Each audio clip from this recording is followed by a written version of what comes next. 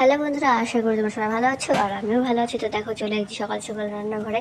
তো সব বাড়ির বউরাই সকাল সকাল রান্নাঘরে যেতে, আমিও চলে গেছি রান্নাঘরে। গিয়ে দেখি ওখানে আমার শ্বশুর অনেক ডাঁটা আর কুমড়ো শাক তুলে রেখেছে। তারপরে আমার বর আবার নিয়ে আসলো মাছ, তেলাপিয়া আর হচ্ছে চিংড়ি মাছ। তো চিংড়ি মাছটা দিয়ে কুমড়ো শাক করলাম আর তেলাপিয়া দিয়ে হচ্ছে মাছের ঝাল করলাম, যেহেতু ও ভালো খায়। আর এদিকে করলাম কাঁচকলা দিয়ে মাছের ঝোল।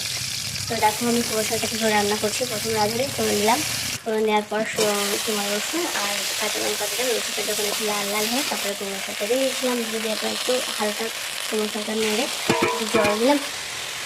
জল যখন একটু ফুটলো, তারপরে হচ্ছে দিয়ে দিলাম হচ্ছে আমার চিংড়ি মাছ। আর এদিকে তোমার দুই সাইডে দুটো কড়াই, আর এক সাইডে ছিল দুটো দিয়েছি, আর হচ্ছে কাঁঠালের আটিগুলো দিয়ে দিলাম। তো আগের থেকে রসুন আর হচ্ছে কালো জিরে দিন, কারণ জানি যে এগুলো তো একটু ভাজা হোক, নাহলে ওর গন্ধটা চলে যাবে। তো ওগুলো ওই সাইডে ওইটা হচ্ছে, আর এই সাইডে আমার কুমড়ো শাক হচ্ছে। তো দেখো, আমার কুমড়ো শাকটা এত